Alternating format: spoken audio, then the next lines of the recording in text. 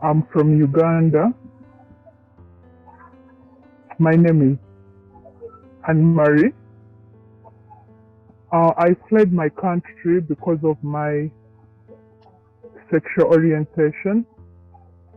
When people around me realized that I was a lesbian, I faced death rates, persecution, and a lot of homophobia. That is why I had to flee to Kenya.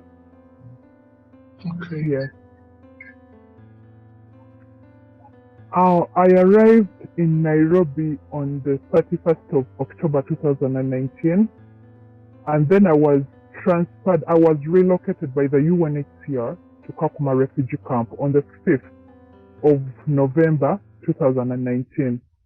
So ever since that time, I've been in Kakuma, and I've faced a lot of violence because of my sexual orientation, even reaching an extent of losing life because of who I am. All the incidents that I've been facing, sexual assault, fire attacks, verbal attacks,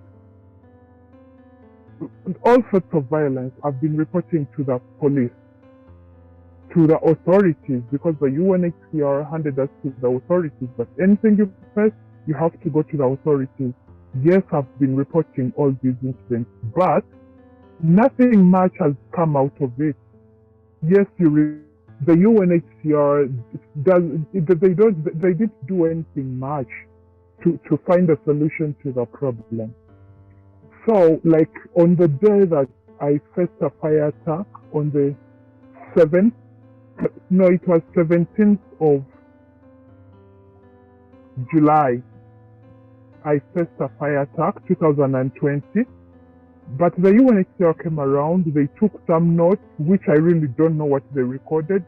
And from that day, they disappeared. I reported to them that I lost everything, including clothes, everything, beddings and all that. They recorded them and they left. They did not do anything, not even thinking of how am I going to survive the next coming days or what, that I had to go to my fellow LGBTQ people to ask for something to put on, because literally I lost everything. So that shows that nothing even came out of it. From that day till today, no one has ever given me a call from the UNHCR officers to ask how am I surviving, literally nothing came out of it.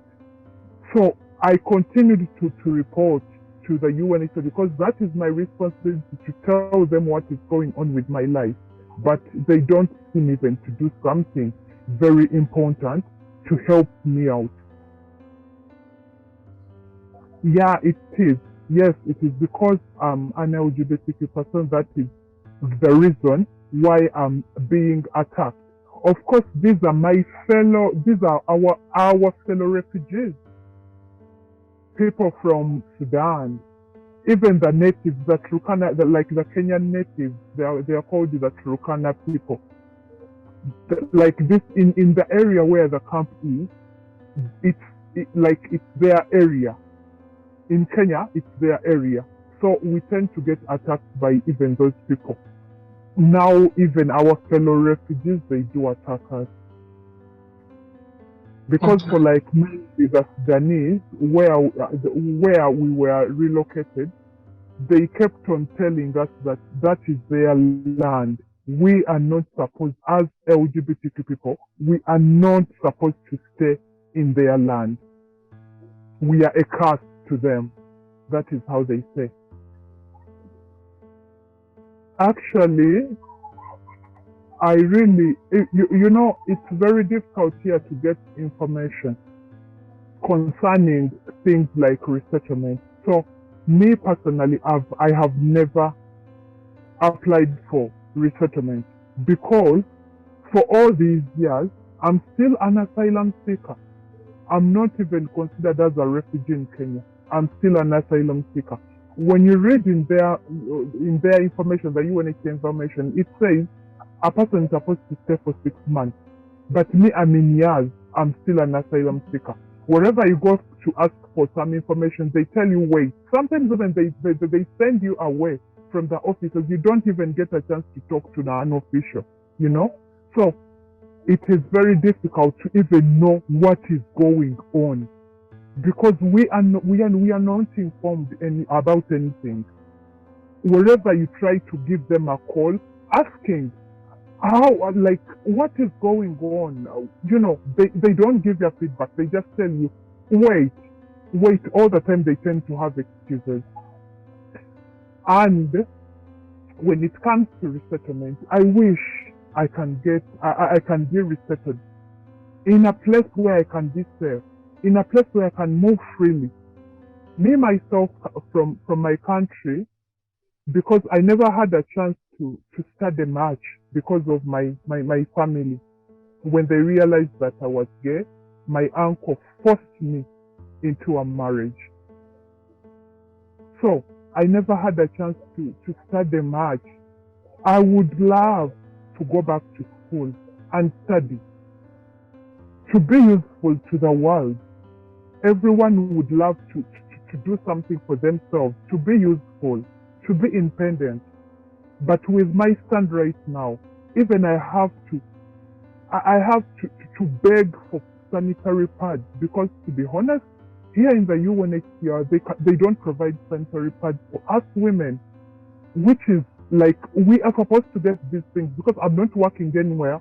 I'm not working, so I have to rely on the UNHCR to provide everything for me. But I would love to be able to do something for myself, provide stuff for myself, to have a life. Even when like now I'm talking on behalf of like all my fellow family members, the LGBTQ family members here. We have kids, we have women. These children need to go back to school. They need to be free. You know, it's a right for a child. It's a child's human right to play. You know, to have a life, to go to study and all that. But we cannot have all these things because we are like prisoners. We are not free here. We cannot move freely all the time. Like we are scared. What if I'm attacked? What if I find this and this? You know, like we are moving in that fear. We are traumatized. I myself am really traumatized. All the time you're scared. All the time, like, we are out of thinking. Huh? You don't know what your future is. Because we are growing. Like every year that goes on, you grow. So do we supposed to grow old from here in the camp, like doing nothing? It is traumatizing. We are like, people are breaking up mentally, physically. We are breaking. We need something to motivate our lives. We need to keep our lives going. We need to be happy. But we are not happy. All the time we are desperate. We are broken. Like I don't. Sometimes you don't feel like keep going. Sometimes we think about you rather die than living in such a situation because it's like we were forgotten. We need a life. I myself, I need a life. I need to go back to school. I need to be someone like waking up, go for work, be happy. You know, we need to be happy. We need to live our lives again. But for the situation we are in, we are not living our lives. Exactly. I'm really stuck in the situation. Like, you don't know where you're going. Your past is very hard. You cannot go back home. And where you are not free. So we are stuck. Very stuck. I would like, if this video is maybe heard by someone or some people or some organizations, I'm just asking for help. I understand the whole world is not settled. A lot of wars, I understand. But if you look at us, we are really a few number of LGBTQ people who are here in Kenya. We would love to call on people who can Through our voice.